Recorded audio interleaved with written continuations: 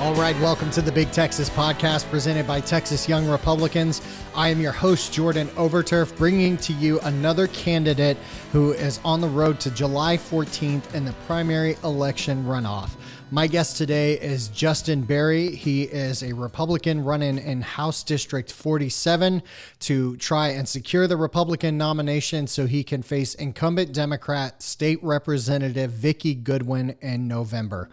This is a hot seat that a lot of folks around the nation are watching as the conversation about keeping Texas red builds.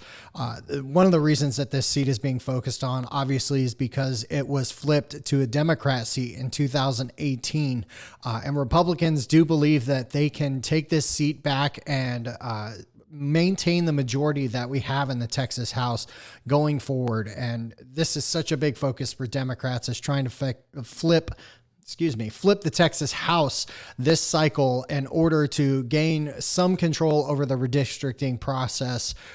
And they are pouring millions of dollars into this, but it's not just about redistricting. It's about issues regarding homelessness response in our urban cities, regarding mail-in ballot initiatives, about budget constraints and undoing things like the sanctuary city policies, campus carry bills, Second Amendment issues that are so important to Texans. So I had a great time talking to Justin. A little bit of heads up, we had a storm rolling through. It's that time of year in Texas, so we had a few fits and starts, but I hope to edit most of those out.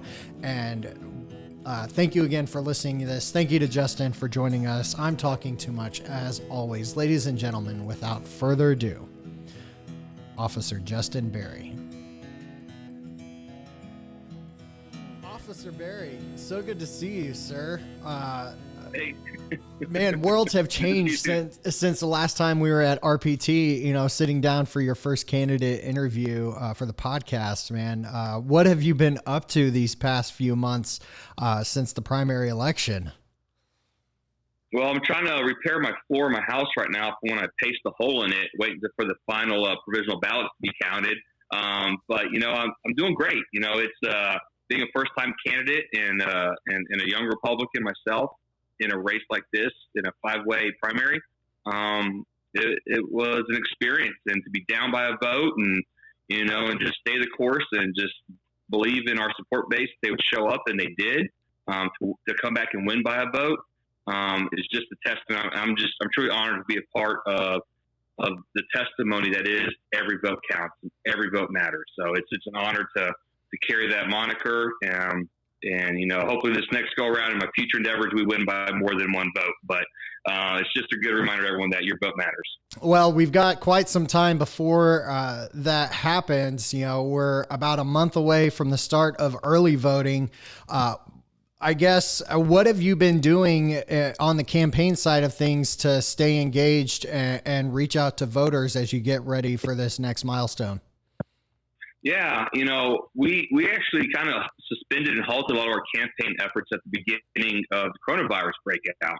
That wasn't a time to be selfish and focused on me. Instead, we put our focus, time, and energy effort on focusing on our community, helping out our small business community, our restaurants, really promoting the takeaway, the to-go orders, trying to really help promote those messages out there so we can try and help what businesses we could with the platform we had. So we put a lot of effort into that. We also worked a lot on securing PPE for our first responders. Being a fellow first responder myself, I know how hard it was to acquire PPE. I was on one of our task force through the association to really try and where can we get it, where can we source it, and all the burdens that came in. And one thing that time and time again, when we find vendors, the minimum order was, 500,000 masks. Well, most people can't afford that. Then the other burden was when we could find vendors that could bring it down to more of what we could afford or handle. It was, we can't get them out of customs in China. And it really just showed our commitment to China. And hopefully we can wake up as a country and realize we need to make sure we set our country up for success in the future and really look at different supply chains and vendors down the road and manufacturing down the road. Yeah. Can you talk a little bit about the experience of being a peace officer in one of these Democrat controlled cities and counties and just what it's been like engaging with citizens, and what your primary focus has been on a day-to-day basis. Yeah, at first it was a united front. You actually saw bipartisanship. People were coming together, focusing on the common cause. The sad stuff is what's been happening now is the partisanship's taking place. You're seeing a drastic split between Republican philosophies and Democrat, liberal philosophies in deterring that. For me, one of the biggest things that I first had issues with was when we were ordered to basically the mayor decreed a bunch of executive orders. But the big one for me was the discriminatory policing that was ordered upon our police officers. We were we were ordered to go out there and enforce the mask ordinance on everyone except those who are homeless. And I got a big issue with that. And a lot of officers I talked with had huge issues with the discriminatory-based policing. Most officers, and basically every officer I ever talked to and associate with, are all for equality, not equity. And so they want us to have this equitable treatment amongst the civilian population where we were equitable towards the homeless and everyone else got punished. And I just had huge issues with that. I'm for equality. And so we pushed back against that. Definitely want to give a big shout out to Chairman Makoviak, who really, I think when he caught wind of what was going on, really championed the elimination of that. Definitely want to praise, city leadership and the police leadership for really making this go away to where we're on an equal footing now. And I'm really happy with where we're at now. We're about equality-based policing. And it's unfortunate that we were put in that position. And it wasn't just us. We're seeing it all across the country.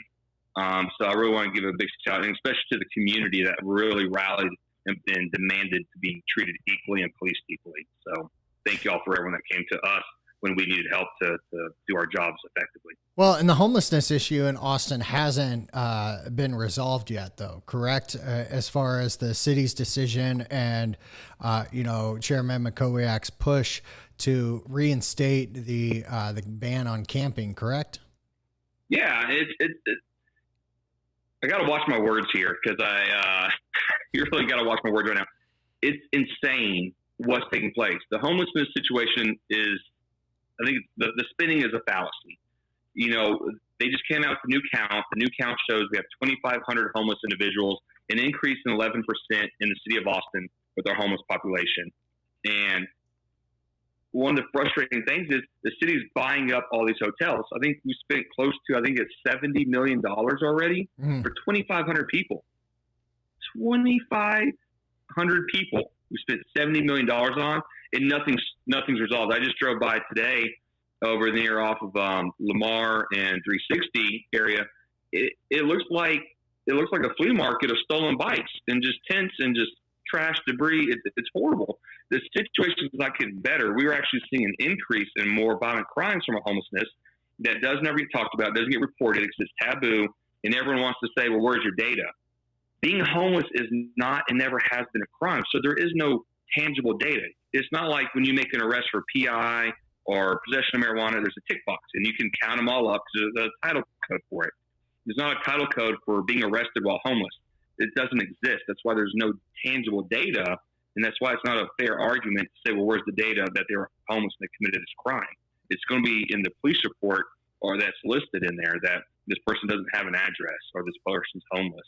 So there is no quantitative data. So, but I could go on that tangent all day long. Yeah, and I read a report that the city council approved paying about double for one of the properties that they purchased in order to have the homeless there.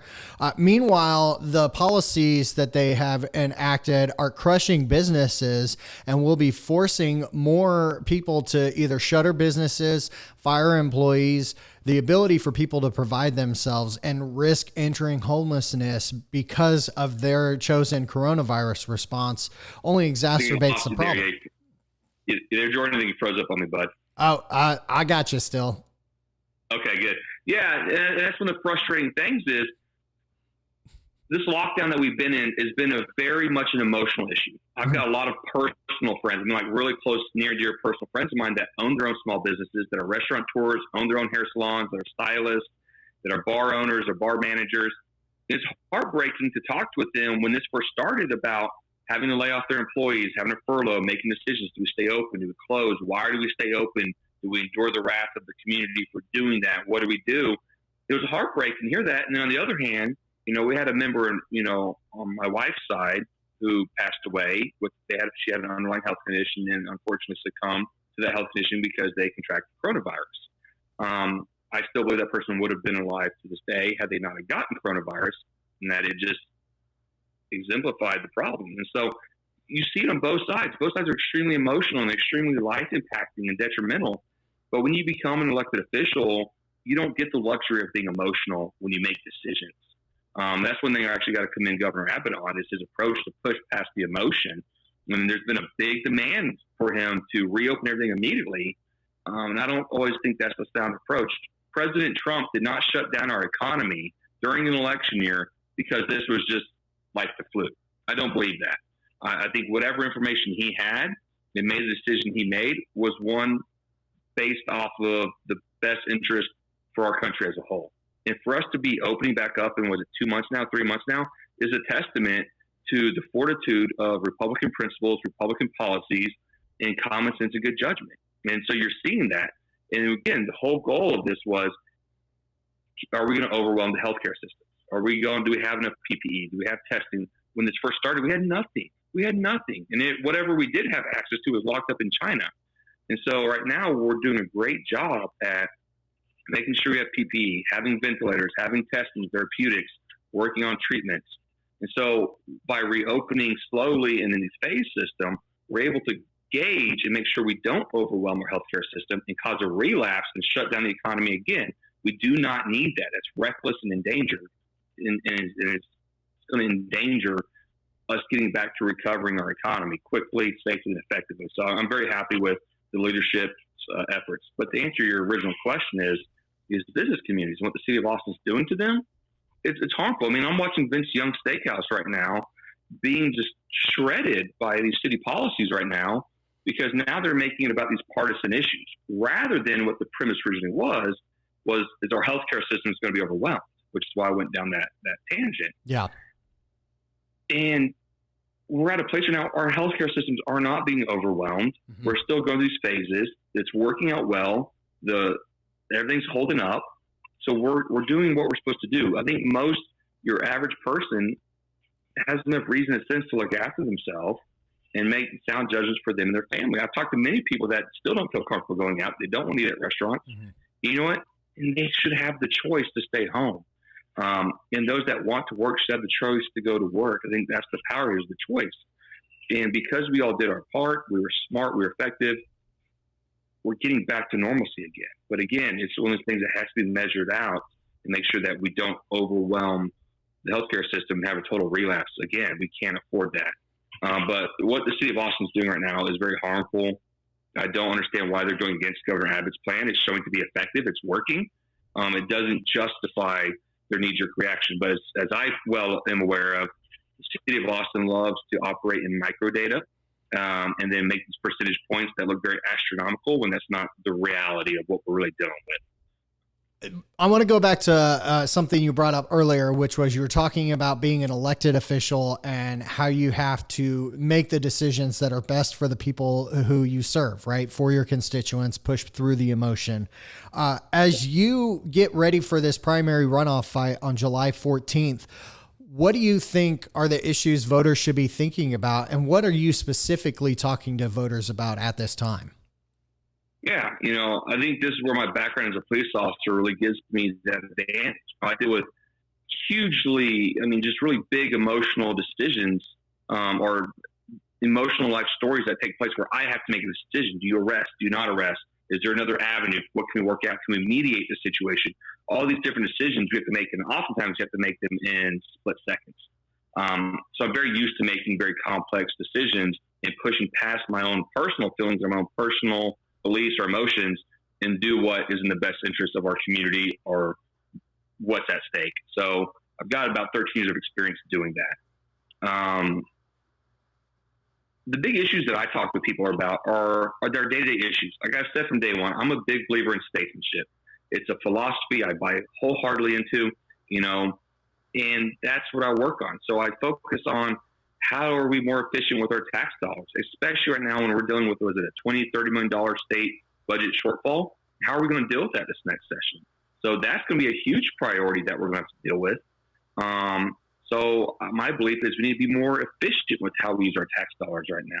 Wasteful spending, buying up hotels that aren't really going to solve any issues or problems. Like, we don't need to be doing all this feel-good spending right now. We need to focus on things like, how do we work on our infrastructure? How do we make sure that our traffic has traffic congestion relief, to where, we're not dealing where people out in my district have huge issues with Cap Metro.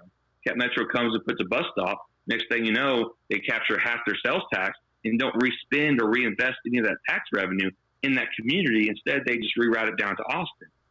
And so, like, how can we counter some of that? Well, we can actually work on traffic issues within our own community, within our district. Recently, a story came out that the city of Austin rerouted $633 million away from traffic projects in District 47, going towards the city of Austin's Highway 35 project. And where was Vicki Goodwin? Silent. She was actually promoting Campo on her Twitter page. That's the problem I'm talking about. That's the leadership that we need right now, is focusing on things that keep our resources, things that were earmarked and pre-approved and budgeted for our district, keeping that funding in district rather than rerouting elsewhere. Now we're set back 5 to 10 years. Now we have to go find more funding for these projects. And it just slows down our progress on working on realistic traffic relief and infrastructure projects. We also talk about the homeless problem. It's still an issue. It hasn't been resolved. It hasn't going anywhere. I know we've touched on it already, but it's a problem that resonates out here, especially in areas like Steiner Ranch that have already had one major incident with fire, and they were trapped in their community. Part of that roadway funding, we need to make sure it's earmarked towards their evacuation route, which still isn't completed yet, which makes no sense. We need to make sure that project gets funded and completed, because as these homeless people move out into the outer areas, we have to worry about wildfire risk. We're seeing them setting fires underneath I-35 and roadways and bridges. That fire weakens the steel in those bridges. People don't realize that. When they set these fires on these bridges, that heat can really warp that steel and weaken it. And now we have a bridge that may not be safe and sound for people to travel on. Now when we have to do repairs to that bridge, it's going to shut down the roadways, and we have bigger problems again. So we have to deal with the homeless problem that we're dealing with, because it impacts other segments within our day-to-day lives. So that's what I focus on, is statesmanship, and which is basically focusing on our day-to-day issues. And that's a principle, and those are things within my campaign that transcend party lines. These issues impact both Republicans and Democrats alike, and people want realistic solutions. And I think that's something that, being a Republican and being a leader, is something that we can really work on. And it doesn't have to be about partisanship. It's just about getting the job done. I can still be a principled conservative and still focus on day-to-day issues that impact everybody. Now, you're also in a district that is going to be watched during this election cycle, because Vicki Goodwin, the state representative now for HD 47, flipped that Republican seat. And RSLC has already announced that it's one of the seats that they're going to be focusing on. Former Speaker Joe Strauss is on their board of directors and helping guide that state leadership. For those who don't know, RSLC is involved with lieutenant governor races and down the ballot. And they last cycle were only in 1 or 2 races in Texas. And now they have put a serious focus on the state of Texas. And your race is one of those. I guess for you, what do you think it says about HD 47 that it's getting national attention? And as you look at the differing responses from what's happening in Austin and Travis County, do you think the voters in HD 47 are going to lean back the other direction to make it a Republican district once again? Yeah, I think it's just a testament that they know they have a candidate, and I'm talking about myself here, that can win the seat back. That's a big part of getting this kind of attention at the national level for the seat. They know Texas is a key state to win. We know we need this for our party, and we need to have a candidate in that seat that can do that. And that's one thing that I'm very honored to be a candidate in this race, that they believe in, that they believe we can have someone that can win in the runoff and then win in the general. which is why we really need people to come out and vote in the runoff.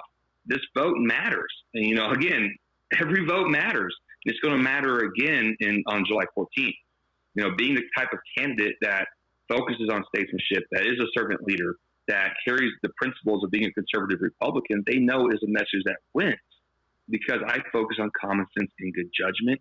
And that's a message that transcends party lines. And it's something that people are just craving. Your average person that may not be as politically attuned as you and I are just want to be represented with common sense and good judgment. I think people are ready for that. And I think what you'll see is an awakening of people that may not have been politically involved or politically attuned coming into this race. I had a person that I've met during the campaign trail who actually, I talked with her actually yesterday, and I won't mention her name. She wanted to stay anonymous in this. But she told me, she's like, Justin, she goes, I'm kind of embarrassed. I've never been very politically active. I've never voted. I've never been involved in political races. I just like to live my life. But meeting you and talking with you and watching your race is really kind of, I hate using the word woke. I hate using that word. But it really just made her aware of what's at stake and what can be done. Mm-hmm. And, I'm very honored. She's like, can you help me register to vote? It was the coolest thing ever. I mean, someone reached out to me, like, can you help me register to vote? And it's your race. It's watching you and you as a person go about this process. I want to vote for you.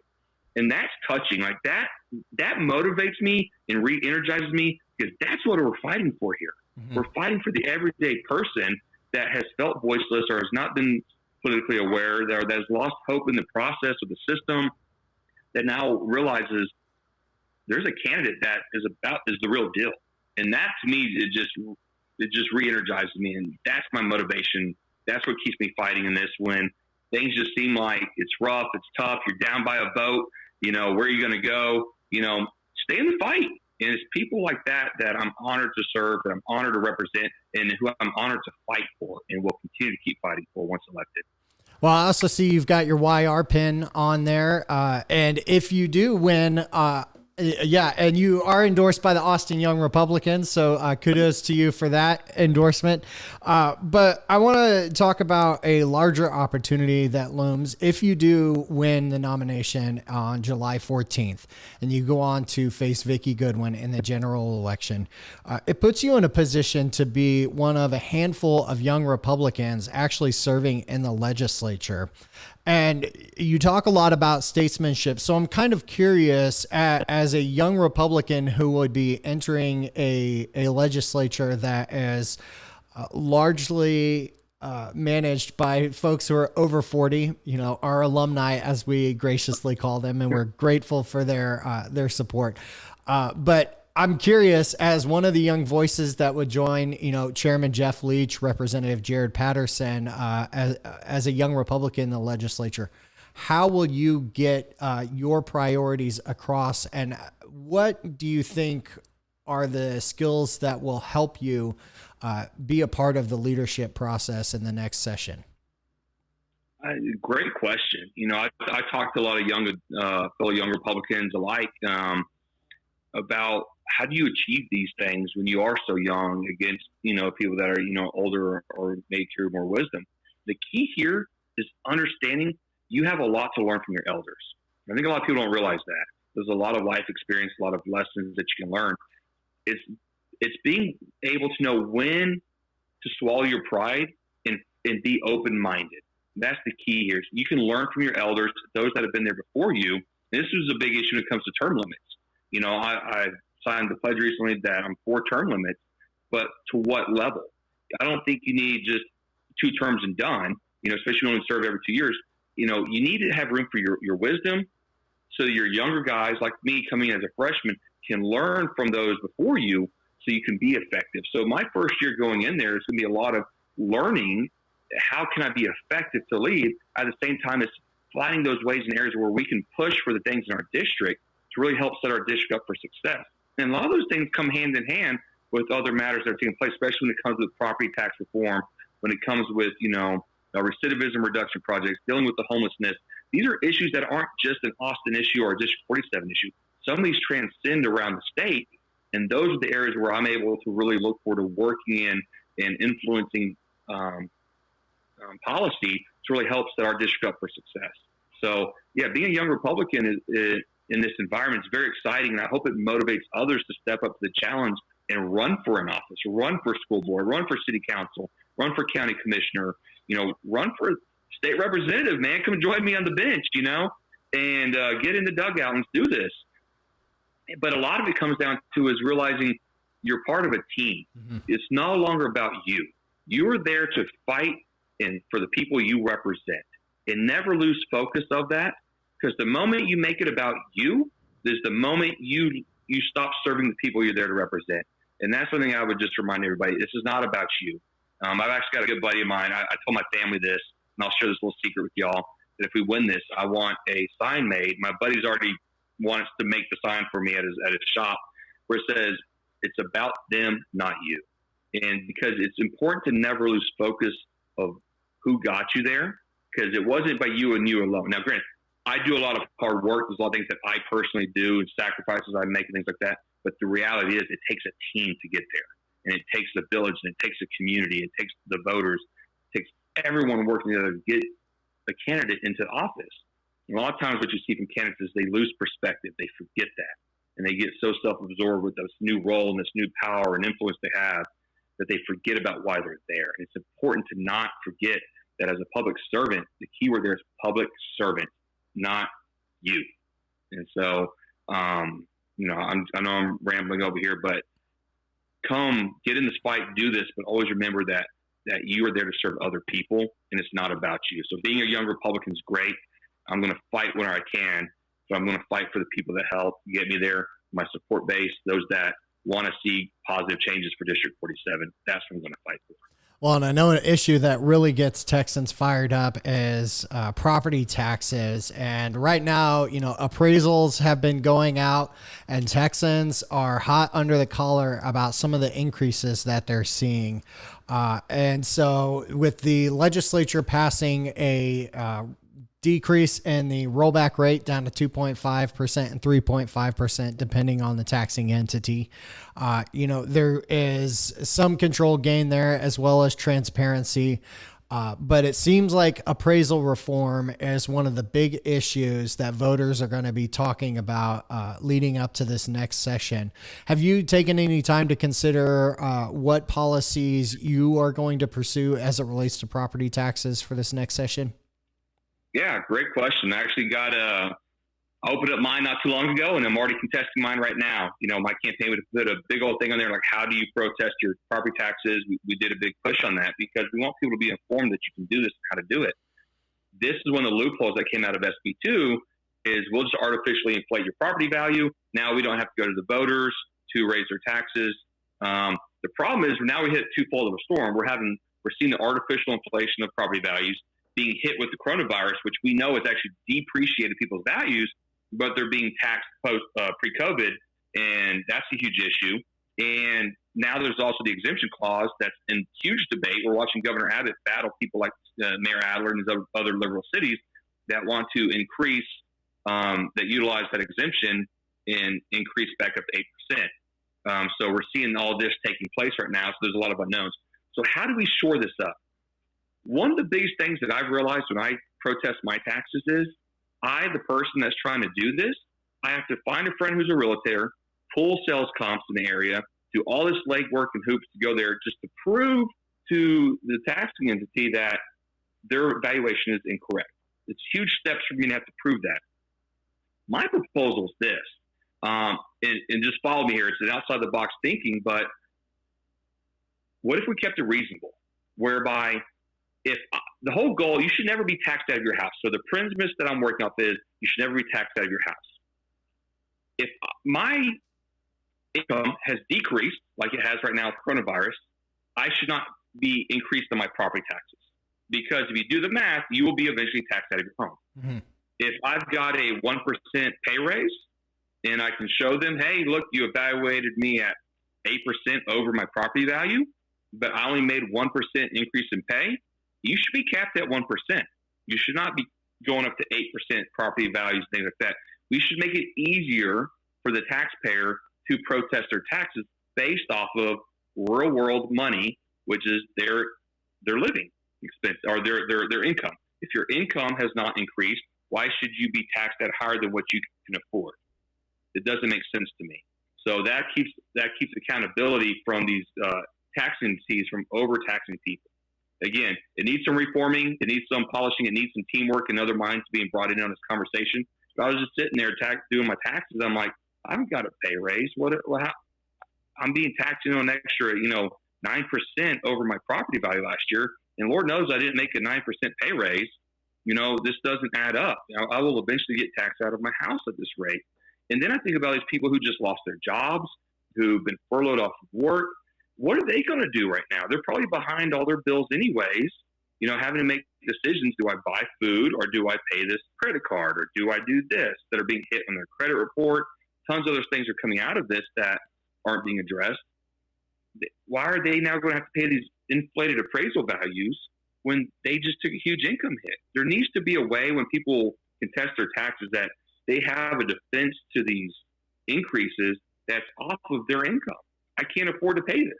I got a 1% pay raise. I can afford a 1% increase in my taxes. That's reasonable. That's common sense and good judgment.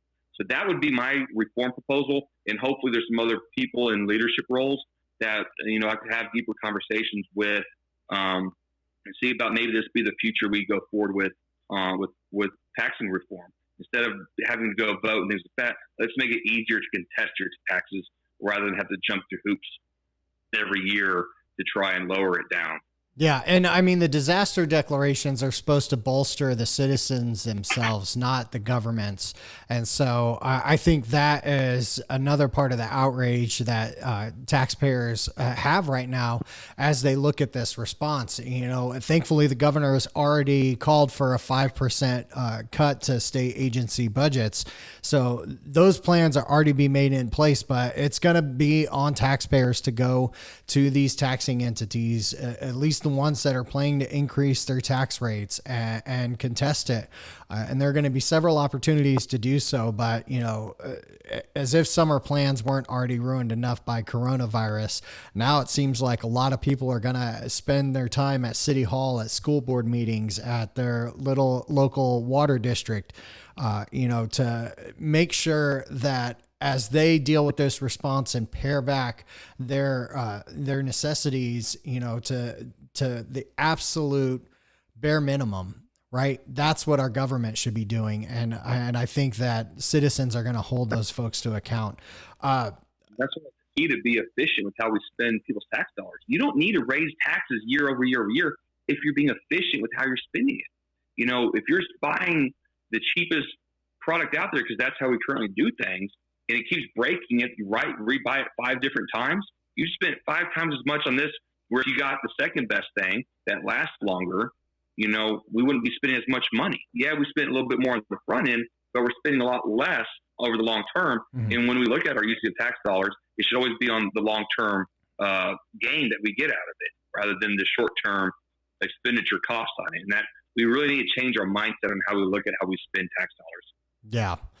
Well, Justin, as we get wrapped up here, there was one thing I wanted to get clear. I read it's almost a month ago, I think it was, you were commended for some sort of heroic act. You saved a life. What is this about? What is this story I was reading about in the middle of all this coronavirus response?